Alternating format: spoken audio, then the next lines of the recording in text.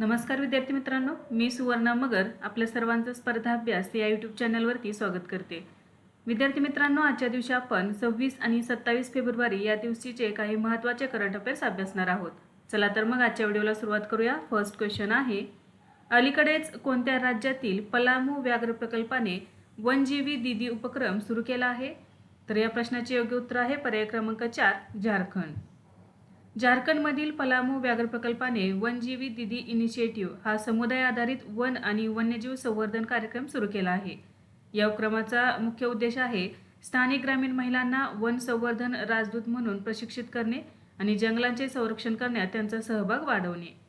या उपक्रमांतर्गत व्याघ्र प्रकल्पाच्या दक्षिण विभागातील 17 गावांमधील सुशिक्षित महिलांची वनजीवी दीदी किंवा रिझर्व्ह अँबॅसिडर म्हणून निवड करण्यात आली आहे. प्रत्येक गावातून सुमारे 18 शिक्षित महिलांची वनजीवी दीदी म्हणून निवड करण्यात आलेली आहे. त्यांना सुरुवातीच्या टप्प्यात दरमहा 3,000 रुपये प्रोत्साहन दिले जाणार आहे. या महिलांना केवळ वन संवर्धनाचे कामच करणार नाहीयेत, तर त्या ग्रामीण भागात शिक्षणाचा प्रसारही करतील आणि सरकारी योजनांची माहिती पोहोचवण्याचे कामही त्या करणार आहेत. पलामू व्याघ्र प्रकल्प हा झारखंड राज्यातील लातेहार जिल्ह्यात आहे. हे छोटा नागपूर पठार प्रदेशात स्थित आहे. त्याचा प्रमुख भाग बेतला राष्ट्रीय उद्यान आहे. 1973 मध्ये प्रोजेक्ट टायगर अंतर्गत हे स्थापन करण्यात आलेलं आहे. तर झारखंडमधील पलामू व्याघ्र प्रकल्पाने ग्रामीण महिलांसाठी आणि वन संवर्धनासाठी वनजीवी दीदी इनिशिएटिव्ह हा समुदाय आधारित वन आणि वन्यजीव संवर्धन कार्यक्रम सुरू केलेला आहे. नेक्स्ट आहे, महाराष्ट्रातील पहिले नेट झिरो पंचायत गाव म्हणून कोणत्या गावाची निवड झाली? तर याचे योग्य उत्तर आहे पर्याय क्रमांक 4, बेला. भंडारा जिल्ह्यातील बेला ही ग्रामपंचायत. महाराष्ट्र राज्यातील भंडारा जिल्ह्यातील बेला ग्रामपंचायत ही राज्यातील पहिली नेट झिरो पंचायत म्हणून घोषित करण्यात आली आहे. विदर्भ प्रदेशातील भंडारा जिल्ह्यात स्थित असलेली बेला ग्रामपंचायत ही समुदाय आधारित हवामान उपक्रमांमुळे भारतातील पहिली नेट झिरो पंचायत ठरलेली आहे. समुदाय आधारित हवामान उपक्रमामुळे भारतातील पहिली नेट झिरो पंचायत कोणती बनलेली आहे? तर भंडारा जिल्ह्यातील बेला ही ग्रामपंचायत. मुंबई क्लायमेट वीक 2026 मध्ये या ग्रामपंचायतीला भारतातील पहिली नेट झिरो पंचायत म्हणून गौरवण्यात आले. नेट झिरो म्हणजे काय? तर वातावरणात सोडल्या जाणाऱ्या हरितगृह वायूंचे प्रमाण आणि वातावरणातून काढून टाकल्या जाणाऱ्या वायूंचे प्रमाण यामध्ये संतुलन साधणे होय. याचा अर्थ काय? तर उत्सर्जन पूर्णपणे थांबवणे नसून ते शक्य तितके कमी करणे असा होतो. ग्रामपंचायतीने सौर ऊर्जेचा वापर वाढवून घरे, अंगणवाडी आणि पंचायत कार्यालयांमध्ये सोलर पॅनल बसवलेले आहेत. विवाह व सण उत्सवांच्या निमित्ताने 90,000हून अधिक झाडे लावून पर्यावरण संवर्धनाला चालना देण्यात आलेली आहे. धुराळी चुलीपासून LPGकडे संक्रमण करून स्वच्छ ऊर्जेला प्रोत्साहन देण्यात आलेले आहे. कचरा वर्गीकरण राबवून सिंगल यूज प्लॅस्टिकचा वापर बंद करण्यात आला आहे. या उल्लेखनीय कार्यासाठी बेला ग्रामपंचायतीला महाराष्ट्र सस्टेनेबल डेव्हलपमेंट अवॉर्ड प्रदान करण्यात आला आहे. यापूर्वीही उत्कृष्ट प्रशासनासाठी 2024 मध्ये राष्ट्रीय पंचायत पुरस्काराने सन्मानित करण्यात आलेले होते. तर महाराष्ट्र राज्यातील भंडारा जिल्ह्यातील बेला ही ग्रामपंचायत राज्यातील पहिली नेट झिरो पंचायत म्हणून घोषित करण्यात आलेली आहे. नेक्स्ट आहे, नीती आयोगाचे नवीन CEO म्हणून अतिरिक्त कार्यभार कोणाला देण्यात आला आहे? तर याचे योग्य उत्तर आहे पर्याय क्रमांक 3, निधी छिब्बर. ज्येष्ठ IAS अधिकारी निधी छिब्बर यांच्याकडे नीती आयोगाच्या मुख्य कार्यकारी अधिकारी पदाचा अतिरिक्त कार्यभार सोपवण्यात आला आहे. त्यांनी 24 फेब्रुवारी 2026 पासून हा पदभार स्वीकारला आहे. माजी CEO BVR सुब्रमण्यम यांचा कार्यकाळ 24 फेब्रुवारी 2026 रोजी संपल्यानंतर ही तात्पुरती नियुक्ती करण्यात आली आहे. निधी छिब्बर या सध्या नीती आयोगाच्या अंतर्गत असलेल्या विकास, देखरेख आणि मूल्यमापन कार्यालयाच्या महासंचालक म्हणून कार्यरत आहेत. ते 1994च्या बॅचच्या छत्तीसगड कॅडरचे IAS अधिकारी आहेत. यापूर्वी त्यांनी केंद्रीय माध्यमिक शिक्षण मंडळाच्या अध्यक्षा म्हणूनही काम केलेले आहे. नीती आयोगाबद्दल बघा, 1 जानेवारी 2015 रोजी नियोजन आयोगाची जागा घेऊन ते अस्तित्वात आले. पंतप्रधान हे नीती आयोगाचे पदसिद्ध अध्यक्ष असतात. सध्याचे उपाध्यक्ष आहेत सुमन बेरी. नीती आयोगाचे मुख्य कार्य काय असते? तर भारत सरकारला धोरणात्मक आणि सल्ला देणे ही भारत सरकारची प्रमुख धोरणात्मक विचारसरणी आहे. नेक्स्ट आहे, सानिया मिर्झानंतर ITF W100 महिला स्पर्धेच्या अंतिम फेरीत पोहोचणारी पहिली भारतीय टेनिसपटू कोण बनली आहे? तर याचे योग्य उत्तर आहे पर्याय क्रमांक 2, वैष्णवी आडकर. पुण्यातील 21 वर्षीय वैष्णवी आडकर ही ITF W100 महिला टेनिस स्पर्धेच्या एकेरीच्या अंतिम फेरीत पोहोचणारी सानिया मिर्झा नंतरची पहिली भारतीय महिला ठरलेली आहे. तिने फेब्रुवारी 2026 मध्ये बेंगळुरू ओपन स्पर्धेची अंतिम फेरी गाठून हा ऐतिहासिक टप्पा गाठला. सानिया मिर्झाने 2009 मध्ये या स्तरावरील स्पर्धेची अंतिम फेरी गाठली होती आणि तब्बल 17 वर्षांनंतर वैष्णवीने ही कामगिरी पुनरावृत्ती केलेली आहे. अंतिम सामन्यात वैष्णवीला बेल्जियमच्या व्हेंडेविकेल कडून पराभव स्वीकारावा लागला आणि ती उपविजेती ठरलेली आहे. या स्पर्धेपूर्वी जागतिक क्रमवारीत 690व्या क्रमांकावर असलेल्या वैष्णवीने थेट 466व्या क्रमांकावर झेप घेत WTA टॉप 500 मध्ये प्रथम स्थान मिळवलेले आहे.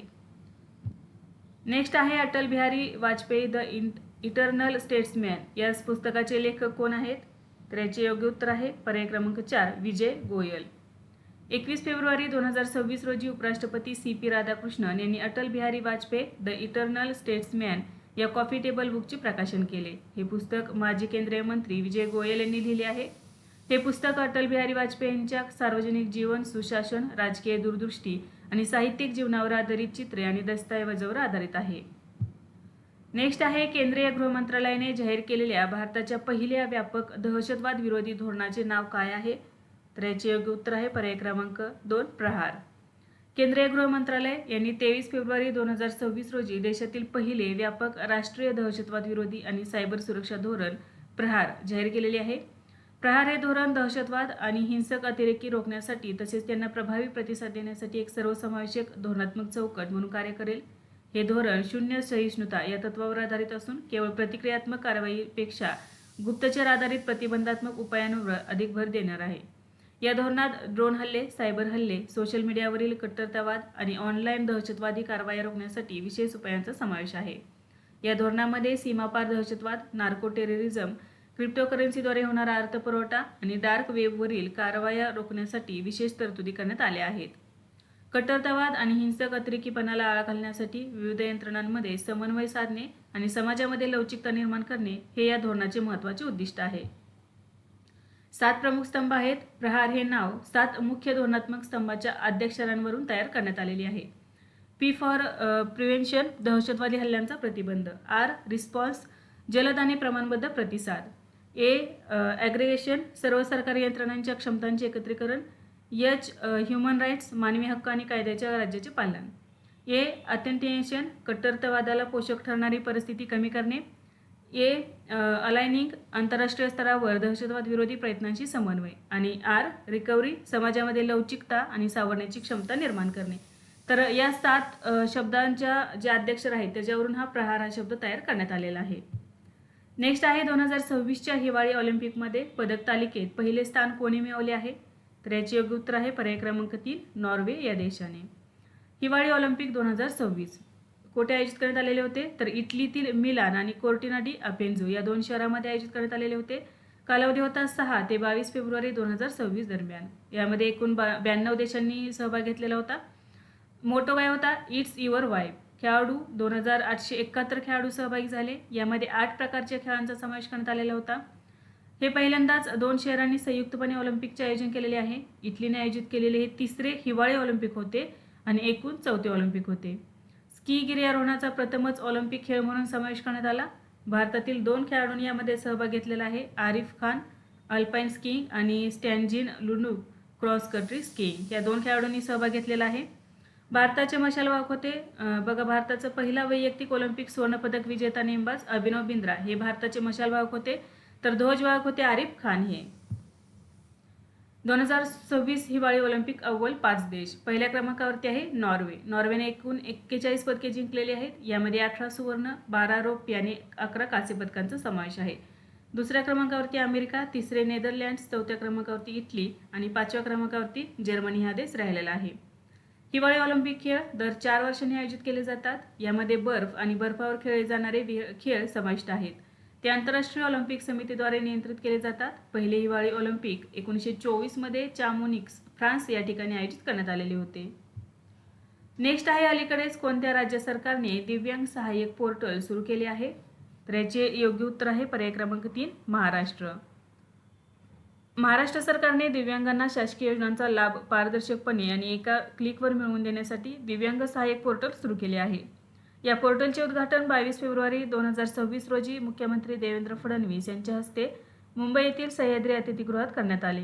हे पोर्टल दिव्यांग कल्याण विभागाचे सचिव तुकाराम मुंडे यांच्या विशेष पुढाकारातून आणि संकल्पनेतून विकसित करण्यात आले आहे. या पोर्टलमुळे सिंगल विंडो सिस्टीम अंतर्गत विविध शासकीय योजना एकाच ठिकाणी उपलब्ध करून देण्यात आल्या आहेत. हे पोर्टल आधार आणि UDID कार्डशी जोडलेले असल्यामुळे थेट लाभ हस्तांतरणद्वारे अनुदान लाभार्थ्यांच्या बँक खात्यात जमा केले जाते. पोर्टलसोबतच दिव्यांग सहाय्यक नावाचे मोबाईल ॲप देखील नागरिकांसाठी उपलब्ध करण्यात आलेले आहे. नेक्स्ट आहे भारत अमेरिका संयुक्त विशेष दलांचा 16वा वज्रप्रहार सराव कोठे आयोजित करण्यात आला आहे?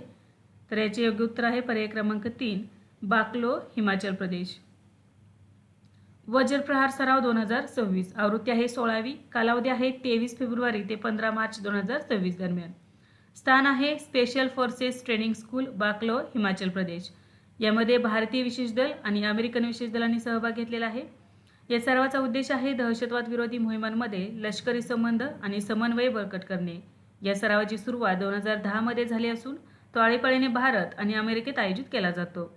याची मागील आवृत्ती म्हणजेच 15वी आवृत्ती नोव्हेंबर 2024 मध्ये अमेरिकेतील आयडाहो येथे झालेली होती आणि 2026 मध्येही भारतातील हिमाचल प्रदेशातील बाकलो या ठिकाणी आयोजित करण्यात आलेली आहे. नेक्स्ट आहे पंतप्रधान नरेंद्र मोदी यांनी कोणत्या शहरात पहिल्या नमो भारत रॅपिड रेलचे उद्घाटन केले? तर याचे योग्य उत्तर आहे पर्याय क्रमांक 2, मेरठ. 22 फेब्रुवारी 2026 रोजी पंतप्रधान नरेंद्र मोदी यांनी उत्तर प्रदेशातील मेरठ येथे नमो भारत रॅपिड रेल आणि मेरठ मेट्रोला हिरवा झेंडा दाखवला. नमो भारत RRTS सेवा दिल्ली, गाझियाबाद, मेरठ या कॉरिडॉरवर सुरू करण्यात आली, जी भारतातील पहिली रॅपिड रेल सेवा आहे. या रॅपिड रेलद्वारे दिल्ली ते मेरठ हे सुमारे 82.15 किलोमीटर अंतर केवळ 55 मिनिटात पार केले जाईल. 180 किलोमीटर प्रति तास या डिझाईन गतीसह नमो भारत ही देशातील सर्वात वेगवान प्रादेशिक रेल्वे सेवांपैकी एक आहे. RRTS regional rapid transit system ही अर्ध हायस्पीड, जलद आणि सुरक्षित प्रादेशिक रेल्वे सेवा असून ती शहरांदरम्यान वेळेची बचत करणारी प्रवास सुविधा प्रदान करते. नेक्स्ट आहे अर्थशॉट प्राइज 2026 चे आयोजन कोणत्या भारतीय शहरात केले जाणार आहे? याचे योग्य उत्तर आहे पर्याय क्रमांक 4, मुंबई. प्रतिष्ठित अर्थशॉट प्राइज 2026 हा सोहळा महाराष्ट्रातील मुंबई येथे आयोजित केला जाणार आहे. ही घोषणा ब्रिटनचे प्रिन्स विल्यम यांनी फेब्रुवारी 2026 मध्ये केली असून मुंबई हे 6व्या वार्षिक पुरस्कार सोहळ्याचे यजमान शहर ठरणार आहे. हा सोहळा नोव्हेंबर 2026 मध्ये पार पडणार आहे. भारत पहिल्यांदाच या जागतिक स्तरावरील प्रतिष्ठित पर्यावरण पुरस्काराचे आयोजन करत आहे. अर्थशॉट प्राइजची स्थापना प्रिन्स विल्यम यांनी 2020 मध्ये पृथ्वी संवर्धनासाठी सामूहिक कृती आणि महत्त्वाकांक्षा वाढवण्यासाठी केली होती. हवामान बदल, प्रदूषण आणि निसर्ग संवर्धन यासारख्या जागतिक समस्यांवर उपाय शोधणाऱ्या 5 विजेत्यांना प्रत्येकी 1 दशलक्ष पाऊंड म्हणजे सुमारे 10.8 कोटी रुपये देऊन सन्मानित केले जाते. नेक्स्ट आहे अलीकडेच कोणाच्या हस्ते धनुर्वात आणि प्रौढ घटसर्प आजारावरील लस सुरू करण्यात आली? तर याचे योग्य उत्तर आहे पर्याय क्रमांक 3, JP नड्डा. 21 फेब्रुवारी 2026 रोजी आरोग्य आणि कुटुंब कल्याण मंत्री जगत प्रकाश नड्डा म्हणजेच JP नड्डा यांनी हिमाचल प्रदेशातील सोलन जिल्ह्यातील कसोली येथील केंद्रीय संशोधन संस्थेत धनुर्वात आणि घटसर्प लसीकरण सुरू केले. ही लस पुण्यातील सिरम इन्स्टिट्यूट ऑफ इंडियाद्वारे विकसित आणि उत्पादित करण्यास सुरुवात केलेली आहे. याचा उद्देश आहे किशोरवयीन मुले आणि प्रौढांमध्ये घटसर्प या गंभीर आजाराचा वाढता धोका रोखणे. भारताच्या सार्वत्रिक लसीकरण कार्यक्रमांतर्गत आता केवळ टिटॅनस लसीऐवजी TD लस देण्याचा निर्णय सरकारने घेतलेला आहे. ही लस टिटॅनस सोबतच घटसर्पाविरुद्ध दुहेरी संरक्षण प्रदान करते, जे सार्वजनिक आरोग्याच्या दृष्टीने अत्यंत महत्त्वाचे आहे. टिटॅनस म्हणजेच धनुर्वात. तर केंद्रीय संशोधन संस्था ही एप्रिल 2026 पर्यंत UIPला 5.5 दशलक्ष लसीचे डोस पुरवणार आहे. नेक्स्ट आहे अलीकडेच भारत सरकारने व्यापार निर्देशांकासाठी कोणते वर्ष नवीन आधार वर्ष म्हणून निश्चित केले आहे? तर याचे योग्य उत्तर आहे पर्याय क्रमांक 2, 2022-23. भारत सरकारने व्यापार निर्देशांकाचे आधार वर्ष 2012-13 वरून बदलून 2022-23 असे केले आहे. ही अधिकृत घोषणा 20 फेब्रुवारी 2026 रोजी वाणिज्यिक बुद्धिमत्ता आणि सांख्यिकी महासंचालनालयाने केलेली आहे. हे वाणिज्य आणि उद्योग मंत्रालयाअंतर्गत कार्यरत आहे. या बदलाचा उद्देश गेल्या दशकात भारतीय अर्थव्यवस्थेत झालेल्या रचनात्मक बदलांचे अचूक प्रतिबिंबित निर्देशांक दाखवणे हा आहे. तसेच वस्तूंच्या संरचनेत झालेल्या बदल आणि नव्या जागतिक व्यापार पद्धतींचा समावेश अधिक प्रभावीपणे करणे हा यामागील मुख्य हेतू आहे. नेक्स्ट आहे पंजाब स्टेट पॉवर कॉर्पोरेशन लिमिटेडच्या पहिल्या महिला संचालक कोण बनले आहेत? तर याचे योग्य उत्तर आहे पर्याय क्रमांक 1, हर्षरन कौर त्रेहान. हर्षरन कौर त्रेहान यांची पंजाब स्टेट पॉवर कॉर्पोरेशन लिमिटेडच्या पहिल्या महिला संचालक म्हणून नियुक्ती करण्यात आलेली आहे. त्या PSPCLच्या बोर्ड स्तरावर पोहोचणाऱ्या पहिल्या महिला तांत्रिक तज्ज्ञ म्हणजेच टेक्नोक्रॅट ठरलेल्या आहेत. त्यांनी 1987 मध्ये तत्कालीन पंजाब राज्य वीज मंडळातून आपल्या कारकिर्दीची सुरुवात केलेली होती. यापूर्वी त्या PSPCLच्या पहिल्या महिला इंजिनिअरिंग चीफ होत्या.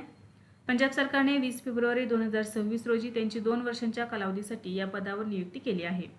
त्यांनी पतियाळा येथील महामंडळाच्या मुख्यालयात आपला पदभार स्वीकारला आहे. PSPCL ही पंजाब सरकारची पूर्ण मालकीची कंपनी असून ती राज्यातील वीज निर्मिती आणि वितरणासाठी जबाबदार आहे.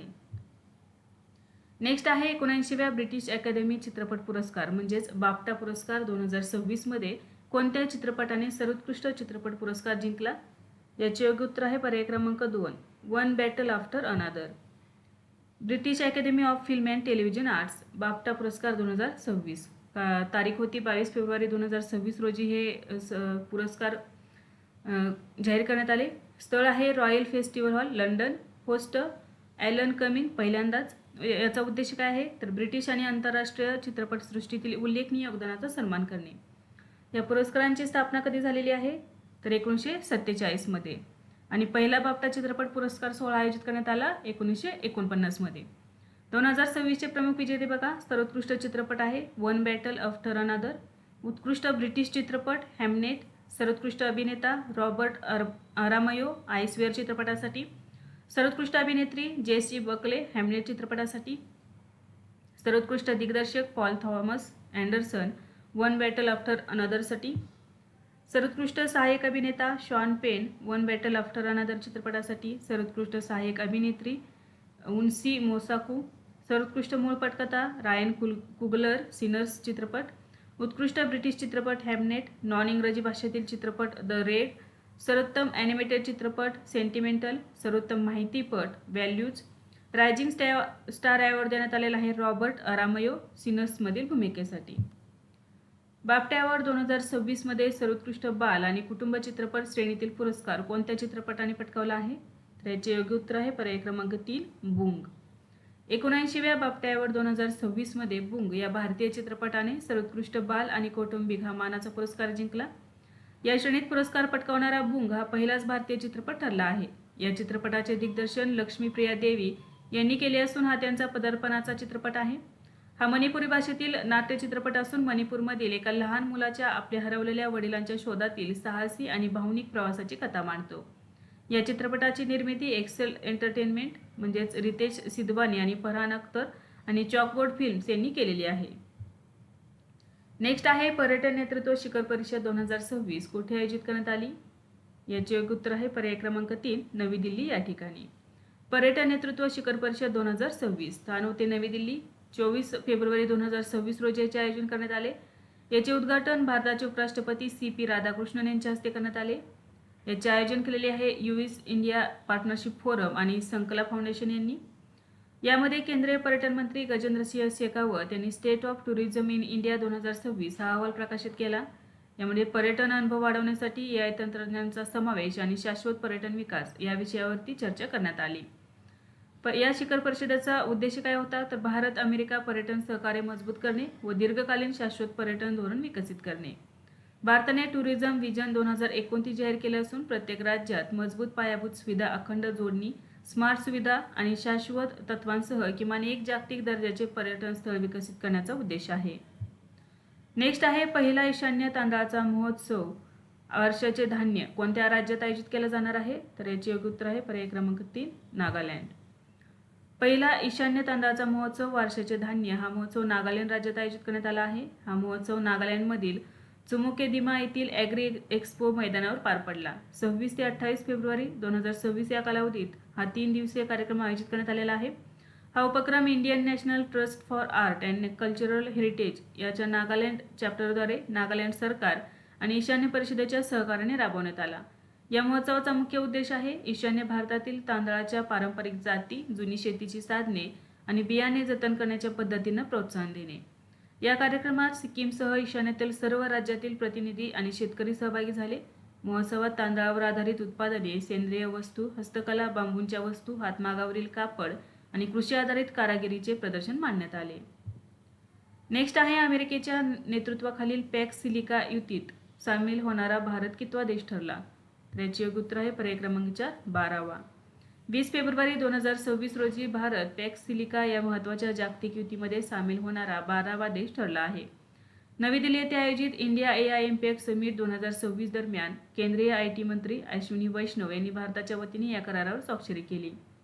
पॅक्स सिलिकाची स्थापना 12 डिसेंबर 2025 रोजी अमेरिका, जपान, दक्षिण Korea, Singapore, United Kingdom, Israel, Greece आणि ऑस्ट्रेलिया या 8 संस्थापक सदस्यांसह झालेली होती. 17 डिसेंबर 2025 रोजी 9वा सदस्य म्हणून नेदरलँड सहभागी झाला. 13 जानेवारी 2026 रोजी कतार 10वा सदस्य म्हणून सहभागी झाला. 14 जानेवारी 2026 रोजी संयुक्त अरब अमिराती 11वा सदस्य म्हणून सामील झाला आणि 20 फेब्रुवारी 2026 रोजी भारत 12वा सदस्य म्हणून सहभागी झाला. या युतीचा मुख्य उद्देश आहे सेमीकंडक्टर पुरवठा साखळी सुरक्षित करणे, प्रगत AI तंत्रज्ञानाचा प्रसार करणे आणि धोरणात्मक खनिजाच्या उपलब्धतेसाठी लोकशाही देशांमध्ये सहकार्य वाढवणे. या सदस्यत्वामुळे भारताच्या इंडिया सेमीकंडक्टर मिशनला जागतिक स्तरावर मोठी चालना मिळणार आहे. नेक्स्ट आहे पोलीस प्रमुखांची 7वी अखिल भारतीय परिषद कोठे आयोजित करण्यात आली? याचे योग्य उत्तर आहे पर्याय क्रमांक 4 नवी दिल्ली. 7वी अखिल भारतीय रेल्वे पोलीस प्रमुखांची परिषद 24 फेब्रुवारी 2026 रोजी विज्ञान भवन नवी दिल्ली येथे पार पडली. या परिषदेचे अध्यक्षस्थान भूषवलेले होते रेल्वे सुरक्षा दलाच्या महासंचालिका सोनाली मिश्रा यांनी. रेल्वे प्रवासी आणि रेल्वेच्या मालमत्तेची सुरक्षा अधिक मजबूत करण्यासाठी समन्वित कृती आराखडा तयार करणे हा या परिषदेचा मुख्य उद्देश होता. संघटित गुन्हेगारी, अंमली पदार्थांची तस्करी, तोडफोड, रेल्वेवर होणारी दगडफेक आणि गर्दी व्यवस्थापन यासारख्या गंभीर विषयांवर सविस्तर चर्चा करण्यात आली. सुरक्षा व्यवस्था मजबूत करण्यासाठी AI आधारित व्हिडिओ ॲनालिटिक्स, ड्रोन सर्व्हिलन्स आणि फेशियल रेकग्निशन सिस्टीम्स यासारख्या प्रगत तंत्रज्ञानाचा वापर वाढवण्यावर भर देण्यात आला. विविध राज्य व केंद्रशासित प्रदेशांचे पोलीस महासंचालक, अतिरिक्त पोलीस महासंचालक आणि वरिष्ठ रेल्वे पोलीस अधिकारी या परिषदेत सहभागी झाले होते. नेक्स्ट आहे अलीकडेच कोणत्या देशाने मुलांमधील ऑटिझम आणि दुर्मिळ अनुवंशिक मेंदू विकारांवर उपचार करण्यासाठी जीन थेरपी प्रकल्प सुरू केला आहे? तर याचे योग्य उत्तर आहे पर्याय क्रमांक 3 UAE. संयुक्त अरब अमिरातीने मुलांमधील ऑटिझम आणि दुर्मिळ अनुवंशिक मेंदू विकारांवर उपचार करण्यासाठी 2 महत्त्वाकांक्षी जीन थेरपी प्रकल्प सुरू केले आहेत. या उपक्रमांची घोषणा एमिरेट्स हेल्थ सर्व्हिसेसने फेब्रुवारी 2026 मध्ये केली. या प्रकल्पांचा मुख्य उद्देश आहे केवळ लक्षणांचे व्यवस्थापन न करता रोगाच्या मूळ अनुवंशिक कारणांवर उपचार करणे. यामध्ये प्रामुख्याने मोनोजेनिक ऑटिझम, दुर्मिळ अनुवंशिक मेंदू विकार आणि मुलांमधील गंभीर न्यूरोडिजेनरेटिव्ह आजारांवर लक्ष केंद्रित केले जाणार आहे. हा प्रकल्प फिलाडेल्फिया येथील चिल्ड्रन्स हॉस्पिटलच्या सहकार्याने विकसित केला जात आहे. या उपक्रमात अमिराती जेनोम प्रोग्राम मधील जिनोमिक डेटा आणि कृत्रिम बुद्धिमत्ता तंत्रज्ञानाचा वापर करून रोगांचे लवकर निदान आणि वैयक्तिकृत उपचार विकसित केले जाणार आहेत. नेक्स्ट क्वेश्चन आहे केंद्रीय निवडणूक आयोग आणि राज्य निवडणूक आयुक्तांची राष्ट्रीय गोलमेज परिषद कोठे आयोजित करण्यात आली? याचे योग्य उत्तर आहे पर्याय क्रमांक 1 दिल्ली. भारतीय निवडणूक आयोग आणि राज्य निवडणूक आयुक्तांची राष्ट्रीय गोलमेज परिषद 24 फेब्रुवारी 2026 रोजी आयोजित करण्यात आली होती. ही परिषद नवी दिल्ली येथील भारत मंडपम येथे पार पडली. या परिषदेचे अध्यक्षस्थान मुख्य निवडणूक आयुक्त ज्ञानेश कुमार यांनी भूषवले. तब्बल 27 वर्षांनंतर म्हणजेच 1999 नंतर अशा प्रकारची गोलमेज परिषद आयोजित करण्यात आली होती. या परिषदेचा मुख्य उद्देश केंद्रीय निवडणूक आयोग आणि राज्य निवडणूक आयोग यांच्यात निवडणूक प्रक्रिया व व्यवस्थापनामध्ये समन्वय वाढवणे. या परिषदेत सर्व राज्य आणि केंद्रशासित प्रदेशांचे राज्य निवडणूक आयुक्त तसेच तांत्रिक तज्ज्ञ सहभागी झालेले होते. नेक्स्ट आहे महिला आशिया कप रायझिंग स्टार्स 2026 कोणी जिंकला आहे? तर याचे योग्य उत्तर आहे पर्याय क्रमांक 1 भारत अ संघाने. महिला आशिया कप रायझिंग स्टार्स 2026 कालावधी होता 13 ते 22 फेब्रुवारी 2026 दरम्यान. स्थळ होते बँकॉक थायलंड या ठिकाणी. याचे आयोजन केलेले होते आशियाई क्रिकेट परिषदेने. स्वरूप T20. एकूण संघ 8 सहभागी झालेले होते. विजेता ठरलेला आहे भारत अ. सलग दुसरे जेतेपद आहे. उपविजेता आहे बांगलादेश अ.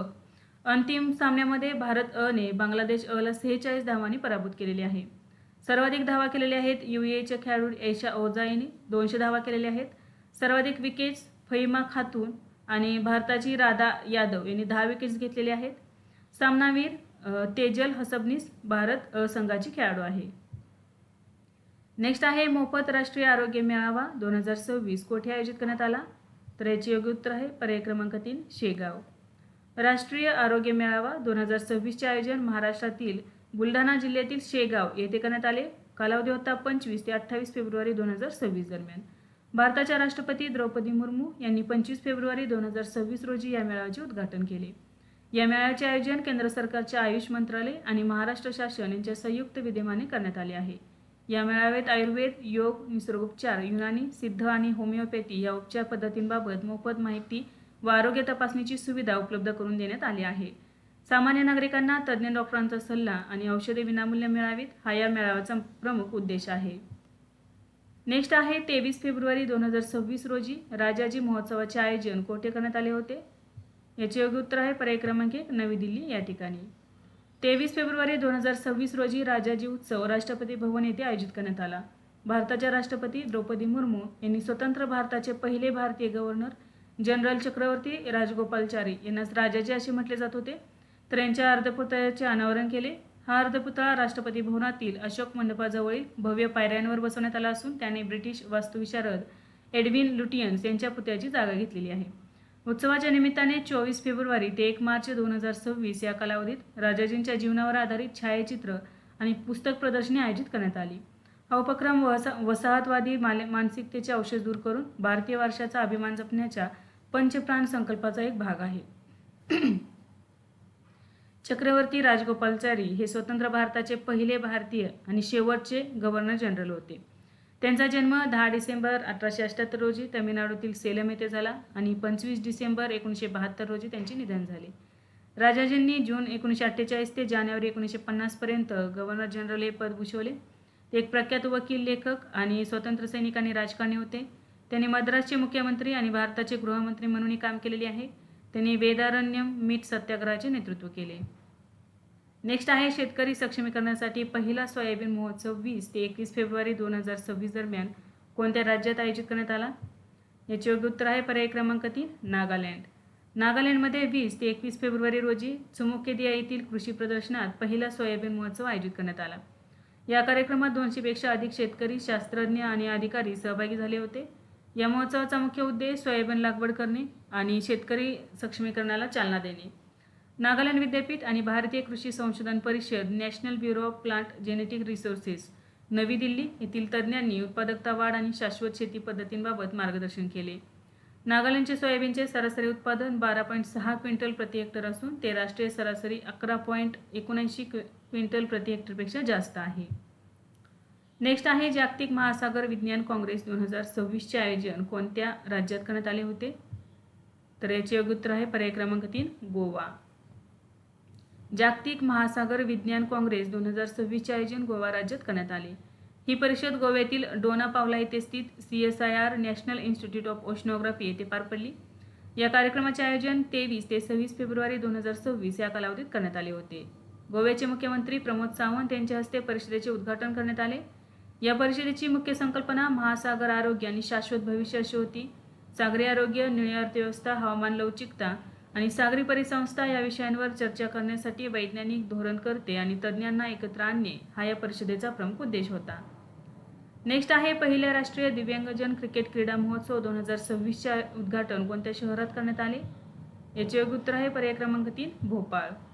पहिला राष्ट्रीय दिव्यांगजन क्रिकेट क्रीडा महोत्सव 2026चे उद्घाटन मध्य प्रदेशची राजधानी भोपाळ येथे करण्यात आले. या महोत्सवाचे उद्घाटन मध्य प्रदेशचे मुख्यमंत्री मोहन यादव यांच्या हस्ते झाले. कालावधी होता 22 ते 26 फेब्रुवारी 2026 रोजी. या कार्यक्रमाचे आयोजन केंद्र सरकारच्या सामाजिक न्याय आणि अधिकारिता मंत्रालय आणि मध्य प्रदेश सरकारांचे संयुक्त विद्यमानाने करण्यात आले.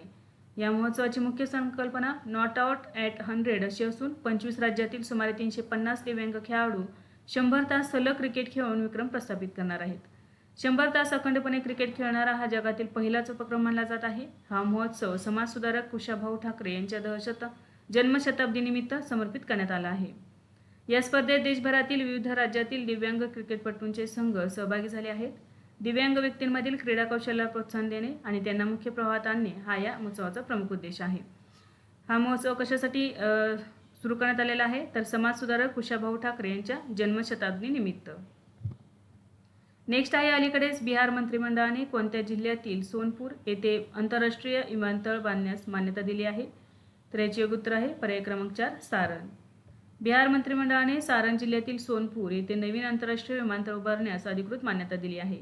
हा निर्णय 21 फेब्रुवारी 2026 रोजी मुख्यमंत्री नितीश कुमार यांच्या अध्यक्षतेखाली झालेल्या मंत्रिमंडळ बैठकीत घेण्यात आला. हे विमानतळ सुमारे 4228 एकर क्षेत्रफळावर विकसित केले जाणार असून भूभागाच्या दृष्टीने ते बिहारमधील सर्वात मोठे विमानतळ ठरणार आहे. विमानतळावर 4.2 किलोमीटर लांबीची धावपट्टी उभारली जाणार असून ती एअरबस A380 सारखी मोठी विमाने हाताळण्यास सक्षम असेल. भूसंपादनासाठी राज्य सरकारने 1302 कोटी रुपयांच्या निधीला मंजुरी दिली आहे. हा प्रकल्प 2030 पर्यंत पूर्ण करण्याचे उद्दिष्ट ठेवण्यात आले आहे. हे विमानतळ दर्यापूर चावर भागातील हजियापूर आणि डुमरिया दरम्यान उभारले जाईल, ज्यामुळे पाटणा विमानतळावरील ताण कमी होण्यास मदत होणार आहे.